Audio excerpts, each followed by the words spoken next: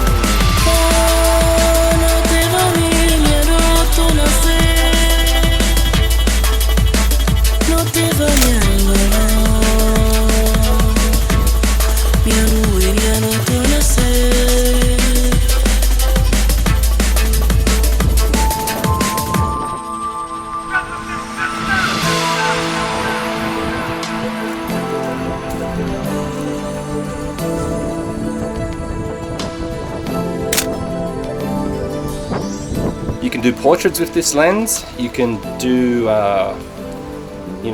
location shots and general photography. Great for street photography.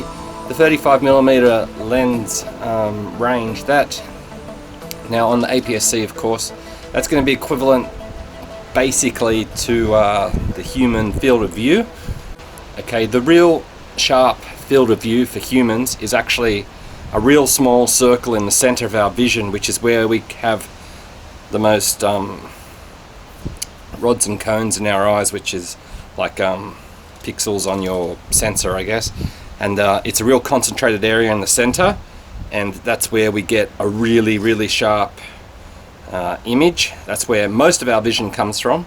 But then we also have the periphery vision, which comes out.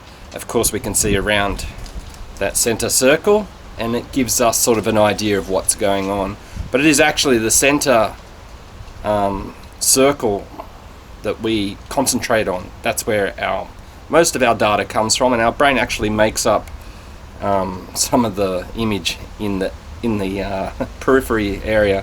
It's quite interesting. It's a bit of a science thing there. I'm no expert on it. I'm just sort of throwing that in for a little bit of interest.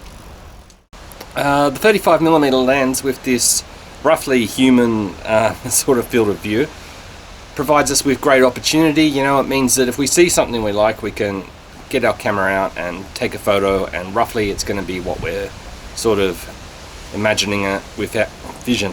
So it makes photography a little bit easier in that way. Now, generally, I'm not the biggest fan of the 50mm focal range, or 35 on APS-C. The reason for that is just that really I find it a little bit boring. I guess because it is our field of view, it's not sort of anything out of the ordinary. But actually, in hindsight, looking back at the photos I have taken with this 35 1.4, they're actually really good. And the main reason for that is that it gives, with the 1.4 aperture, we're able to use this lens in low light for a start. So if we don't have a lot of light available, we don't have to pump up the ISOs too high with this lens, which is a great feature. And the other reason is, of course, that it's very nice and sharp and gives you great clear images, as we expect these days from just about every Fujifilm lens. There's no real exception to that. Despite the the boring focal length of 50mm equivalent, which a lot of people will find sort of not that interesting. This lens actually provides really good images, and I've used it before and I've gotten fantastic results. Of course, that 1.4 aperture will enable you to, isolate your subject nice and clearly, which is a great advantage. And of course, being a lens designed for the APS-C system, this lens is nice and compact in size. It's small, it's easy to handle, you can throw it in your bag, it's not going to take up too much space, and of course that's always a good thing. One of the things that this lens is sort of famous for is coming with a really nice lens hood. It's got this metal lens hood, and I guess in the era of these lenses, this 35 and the 60, which I spoke about previously, the 60 macro lens, that lens hood is made of nice metal, and it sort of gives it a unique sort of look and flavour to this lens, and also is actually very practical and provides good shade against lens flare, from light sources such as the sun. The build quality of the lens is typical Fujifilm style from this era, a metal body.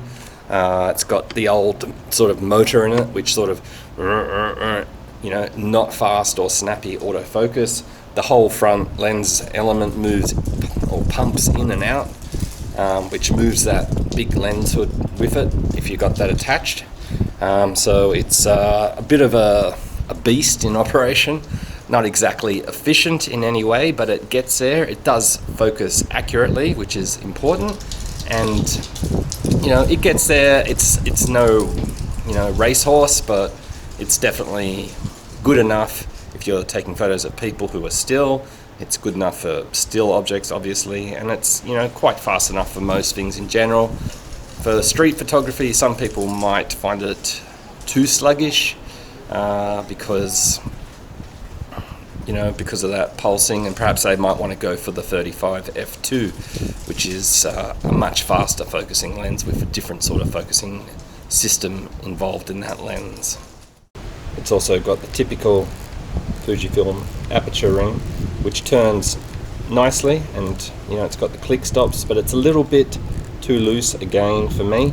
I prefer something that would be a little bit more sure in its click stops, so that I don't feel like I'm gonna knock it out, which is so easy to do. Like, you just run your finger over it and boom, you've changed your aperture, and perhaps you've gone from your f1.4, which you really wanted to use, to something else.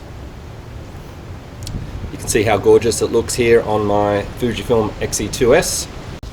It does focus quite close, probably to about that sort of distance, and that's the lens fully out at that sort of distance. I'll show you how that moves now. You can see that pulsing in and out. Okay guys, sorry about the wind in the video. It's really windy today, and I noticed I've just been editing and I've heard a lot of wind and rustle in this video, so sorry about that. But anyway, I'm just going to sum it up back home out of the wind. And this lens here, the 35mm f1.4 from Fujifilm, it offers you a great package. It's typical Fujifilm all metal construction. It's got no weather sealing, so you might want to consider that if you're going to be using this outside in the rain or drizzle.